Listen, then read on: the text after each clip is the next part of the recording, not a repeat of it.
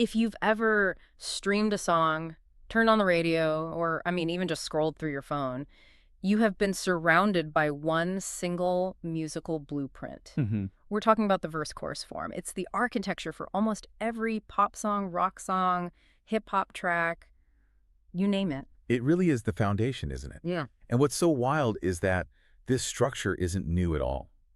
It's an evolution. It really grew out of much older traditions like European and American folk songs. Those old story songs, the ballads. Exactly. But it was the early 20th century, that's when it was perfected. Songwriters had to figure out how to tell a story, but also make it sticky, memorable. Okay, so let's get into that because that shift happened for a reason, right? When radio took over, especially during that Tin Pan Alley era, the whole goal of writing a song changed. It completely changed. It wasn't just about telling a good story anymore. Suddenly, it was about efficiency. Efficiency. Yeah, because you had this massive technical problem, the 78 RPM record. Oh, right, the physical discs. They could only hold about 3, maybe 4 minutes of music on one side. So if your song was too long, the radio just wouldn't play it, or they'd fade it out early. So that pressure, that time limit, it forced them to boil everything down, get to the good part, the hook, and get to it fast. Precisely. The verse-chorus form is basically the perfect commercial solution. It lets you tell a detailed story, but it also gives you that repetitive, catchy part that gets stuck in your head. An earworm. The ultimate earworm. And to really get why it works so well, we have to look at the two main parts. Let's start with the verse. Okay, so if a song is like a little movie, the verse is the opening scene. What's its main job? Its main job is context. It tells the story, it sets the scene, it introduces the characters, the emotions. It's all the crucial information you need to understand what the song is about. And musically, it's pretty consistent. The lyrics change each time a new verse comes around, but the melody underneath them, The melody usually stays the same. It's like a frame. You can change the picture inside, the words, but the frame itself doesn't change. It's usually a set number of bars, too, right? like 8 or 16. Very predictable. And the energy level is lower, right? It's usually quieter. It's intentionally lower. The whole point is to make you lean in and listen to the words. The instruments take a step back so the story can be the star. The verse builds the tension. It earns the big emotional moment that's coming. Okay, that makes total sense. You're setting up the problem, so how do you deliver the solution? The big payoff. That brings us to the main event, the chorus. This is the heart of the songs. You got the main message, the title, and most importantly, the hook. The hook. So the verse tells the story, but the chorus summarizes it. It's the thesis statement. It boils the entire song down into one powerful, memorable idea.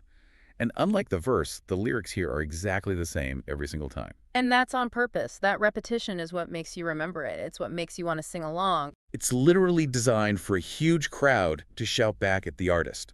It's a psychological tool to make the song stick. You can almost feel a chorus coming, can't you? Even if you don't know the song, there's a physical shift in the music. There is. The dynamics, which just means the volume it shoots up, and the instrumentation gets thicker. What do you mean by thicker? Well, instruments that were maybe quiet in the verse, like a harmony vocal or a heavier drum beat, they all suddenly jump to the front. It's this explosion of sound that's meant to feel like an emotional release. All that tension the verse built up, the chorus lets it go. Okay, so we have our two pillars. The verse for the story, the chorus for the hook. But there are a couple of other little pieces that help connect them. Let's talk about the refrain and the pre-chorus. Yeah, let's start with the refrain, because people get this confused with the chorus all the time. What's the difference? A refrain is also a repeated line, and it often has the song's title in it. But the key difference is where it is. A refrain is a line that's attached to the end of every verse. Oh, so it's not its own separate section. No, it's structurally part of the verse. It's like a little reminder of the main idea without needing that whole big explosion of a chorus. It just keeps the theme simmering. Got it. Okay, so what about the pre-chorus?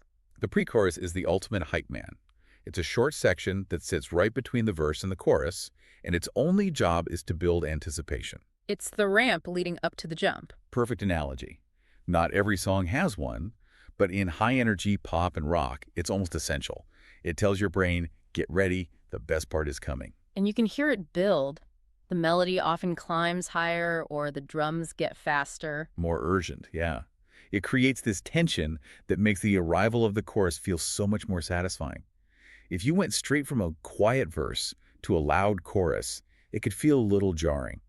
The pre-chorus smooths out that transition. So it really all comes down to one big idea then, contrast. Contrast is everything. If every part of the song sounded the same volume, same chords, same rhythm, you'd get bored in about 30 seconds. And songwriters have a whole box of tools to create that contrast. They can change the chords, the melody. They can change the vocal range. Mhm. A singer might be in a lower, more conversational tone in the verse, and then soar up to a higher, more powerful range for the chorus. Where the rhythm gets more complex. Right, we call that increasing the rhythmic density.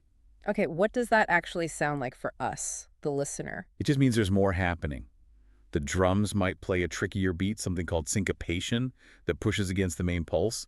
The guitars might play more notes. You're just getting more musical information all at once, which makes the energy level feel like it's shooting up. It's all about that journey, that rise and fall. All right, so the song has this predictable pattern, this back and forth, but then usually toward the end, they throw a wrench in the works. Let's talk about the bridge. The bridge is the wild card.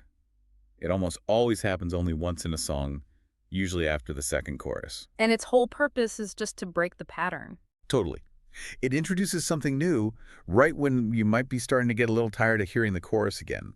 It brings in a new chord progression, a new melody, a completely different mood. Lyrically, too, it's often a moment of reflection or a twist in the story. It's the aha moment.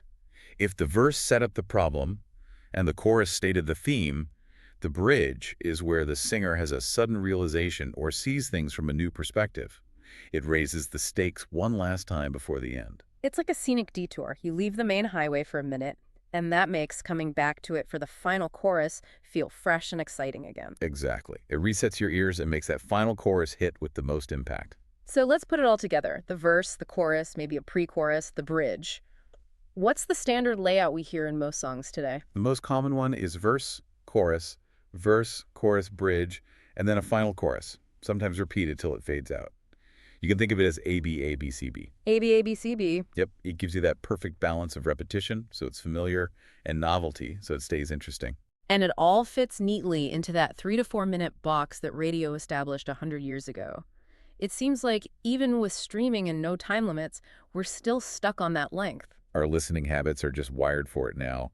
That length is the perfect amount of time to get the main idea stuck in your head. Usually you hear the chorus 3 times without it feeling too long. And what about the lyrics themselves? The job of a verse lyric is totally different from a chorus lyric. Oh, completely opposite. The verse needs to be specific. You need images, details, descriptions. You need to paint a picture. Who are we talking about? Where are they? What's happening? But the chorus can't be specific. It has to be the opposite. It has to be universal. The chorus needs to be something that anyone, anywhere can hear and think, I've felt that. That's why they use big, simple emotions and metaphors. It needs to be simple enough to shout along to. And easy to remember. Strong rhymes. Simple language. The goal is to make the hook so powerful that it can travel, that it can exist even outside the story of the song. You know, when you lay it all out like that, you realize this structure is everywhere. From the biggest pop stars to heavy metal bands to country singers. It's the global language of popular music. It's a reliable, predictable framework that gives artists a solid foundation to build on, or even to break if they're feeling creative. So when you're listening to music, this is what's going on under the hood. The verse-chorus structure is the champion because it's just a masterful piece of psychological engineering. It balances what's familiar with what's new. You make sure the most important ideas stick with you long after the song is over. So now that you know the rules, here's a thought. Go on. Try to listen for the artists who managed to break this structure completely but still write a massive hit song. How do they do it? That's a great challenge. Good luck with your studies.